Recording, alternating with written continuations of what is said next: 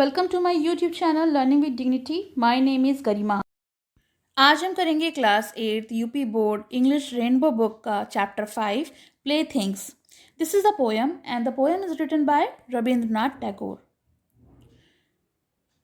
Poet ने एक scene को डिस्क्राइब किया है जिसमें बच्चा खेल रहा है और बच्चा जो है वो ट्विंग से यानी जो पेड़ की टूटी हुई टहनी होती हैं उनसे खेल रहा है। So let's read the poem. Child how happy you are sitting in the dust. और पोएट कहते हैं कि बच्चे तुम कितने खुश हो, धूल मिट्टी में बैठे हुए हो और कितने खुश हो। Playing with a broken twig all the morning, और सारी सुबह बैठकर उस टूटी हुई टहनी से खेलते रहते हो। I smile at your play with that little bit of broken twig. मैं तुम्हें देखकर मुस्कुराता हूँ जब तुम उस छोटे से टुकड़े से यानी जो ट्विंग है, जो टहनी है पेड़ की टूटी हुई, उससे खेल रहे होते हो। I am busy with my accounts, क्योंकि मैं तो बिज़ी रहता हूँ अपने अकाउंट्स में, जो हमारा ऑफिस वर्क होता है, जो भी लेखा जोखा होता है। Adding a figure by the hour, और मैं घंटों उन्हीं में जोड़ भाग करता रहता हूँ, जो गणना की जाती है वो करता रहता हूँ। Perhaps you glens at me and think, शायद तुम मेरे तरफ देखो एक तिरछी नज़र से या एक झलक देखो और सोचो, what a stupid game to spoil your morning with. और ये कितना बेकार का बेवकूफ़ी भरा गेम है जिसमें आपने स्पॉइल मतलब अपनी सुबह को बेकार ख़राब कर लिया है। Child I have forgotten the art of being, और वो कहते हैं बच्चे मैं तो ये जो तुम खेल रहे हो इस कला को भूल ही गया हूँ। Absorbed in sticks and mud pies, क्योंकि जब मैं छोटा था और मैं टहनियों से और मिट्टी में खेलता था, मिट्टी के डेलों से, तो वो सब चीज़ तो मैं भूल ही गया हूँ। आई seek out costly play things, क्योंकि अब मैंने जो कॉस्टली प्ले थिंग्स हैं उन्हें खोज लिया है, यानी अब मेरा काम ही मेरा ही प्ले थिंग्स हैं, वही मेरे लिए खेलने का सामान है। And gather lump of gold and silver, और अब मैं क्या इकट्ठा करता हूँ, सोने के डेले चांदी के डेले इकट्ठा करता हूँ। With what ever you find you create your gland games, और जो भी कुछ हमें मिलता है हम उसी में अपना जो गेम है उसमें खुशी ढूंढ लेते हैं। I spend both my time and my strength, और पोएट कहते हैं कि मैं अपना सारा समय, मेरा सारा सामर्थ्य जो है, मेरी सारी शक्ति जो है, अब इन्हीं खेल में बिताता हूँ। Over things I never can obtain, क्योंकि जो भी चीज़ें मुझे कभी मिल नहीं सकती।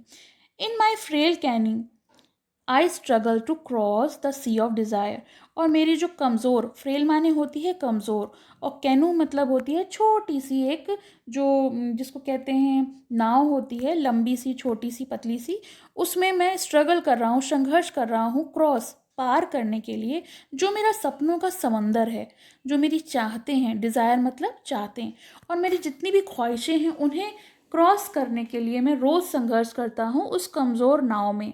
And forget that I too am playing a game, और ये भूल जाता हूँ कि मैं भी एक खेल खेल रहा हूँ।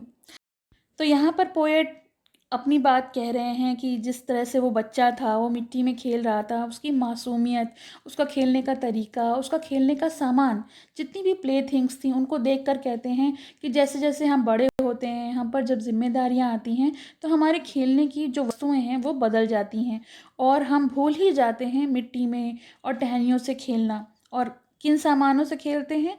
रुपए, पैसे, सोने, चांदी, जो भी चीज़ें हमको चाहिए भी नहीं होती हैं, लेकिन फिर भी हमारी चाहतें कभी ख़त्म ही नहीं होती हैं और हम एक के बाद एक के बाद एक चीज़ के लिए स्ट्रगल करते रहते हैं।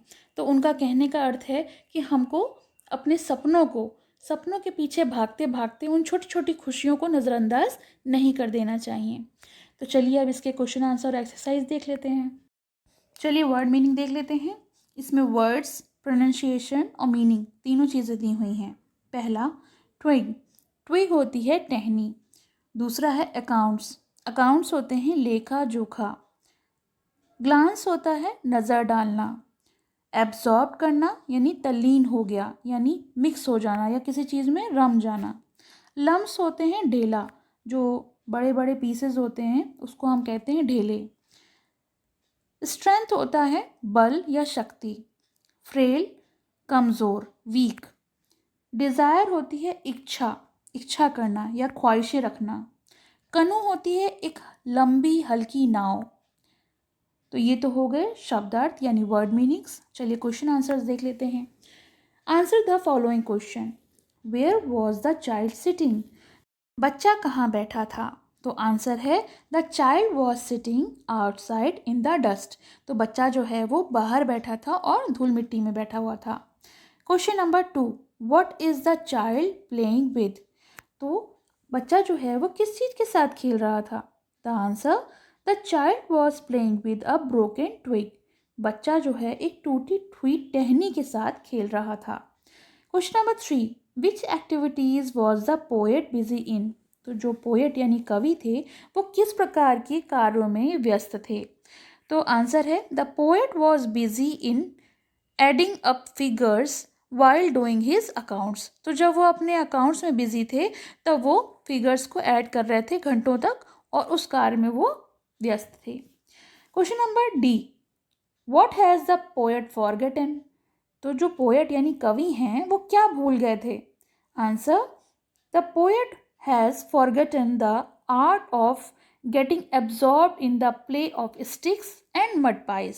तो जो पोएट थे वो अपनी उम्र के संग बढ़ते हुए अपनी जिम्मेदारियों को लेते हुए वो ये भूल गए थे कि किस तरीके से वो स्टिक्स जो हैं और मिट्टी के ढेले हैं उनके संग मग्न होना भूल गए थे, खेलना भूल गए थे। Question number 5, what did the poet struggle to cross? जो कवि हैं वो क्या पार करने के लिए संघर्ष कर रहे थे? तो उत्तर है इसका, the poet struggle to cross the sea of his desires his weak canoe. तो जो पोएट थे वो स्ट्रगल कर रहे थे पार करने के लिए, जो उनकी इच्छाएं थी उसका समंदर को पार करने के लिए कोशिश कर रहे थे। और किसके द्वारा? उनकी जो कमज़ोर फ्रेल कैनो थी उसके द्वारा। Last question, what do you understand by the phrase the sea of desire? तो आंसर होगा लास्ट क्वेश्चन का, every grown up man seeks many desires and keep roaming on his frail boat trying to fulfill all the desire that are a never ending sea। यानी ये जो phrase है ये चीज़ बताता है कि जो भी इच्छाएं हैं, इच्छाओं का समंदर है, वो कभी भी ख़त्म नहीं होता। एक चीज़ मिल जाती है तो दूसरी की इच्छा हमें होने लगती है कि अब हमें ये भी मिल जाए। तो देखिए इसके बाद दिया है वर्ड पावर, इसमें हमें राइमिंग वर्ड्स देने हैं। तो पहला है डस्ट, डस्ट का होगा RUST रस्ट और TRUST ट्रस्ट। और दूसरा दिया है आवर, तो आवर का होगा शावर SHOWER शावर। और दूसरा होगा इसका flower FLOWER flower. Think, think का होगा ब्लिंक BLINK ब्लिंक और PINK पिंक। लास्ट दिया हुआ है सीक SEEK सीक। तो पहला होगा पीक PEAK पीक और दूसरा होगा मीक MEEK मीक। ठीक है, लास्ट एक्सरसाइज दी है, hockey is a sport which is played with a stick and a ball. तो जो हॉकी है वो स्टिक और बॉल से खेली जाती है। यहाँ पर कुछ गेम्स के नेम दिए हुए हैं और वो किसके द्वारा खेले जाते हैं ये बताना है। तो हॉकी का तो फिल है stick and a ball. Cricket किससे खेला जाता है? तो हॉकी जिस तरह से हॉकी स्टिक और बॉल के साथ खेली जाती है, क्रिकेट बैट और बॉल के साथ खेला जाता है। स्केटिंग किससे होती है? स्केट्स से। बैडमिंटन हम किससे खेलते हैं? रैकेट और शटलकॉक से। और फुटबॉल के लिए हमें फुटबॉल की ज़रूरत होती है, तो फुटबॉल के द्वारा। तो ये चैप्टर फिनिश हो गया, इसकी एक्सरसाइजेस और क्वेश्चन आंसर्स भी हो गया। आपको कैसे लगे कमेंट सेक्शन में ज़रूर लिखिएगा और पसंद आए तो लाइक का बटन ज़रूर दबाइएगा। Thank you so much. पसंद आया हो तो लाइक करें, शेयर करें और चैनल को सब्सक्राइब करें।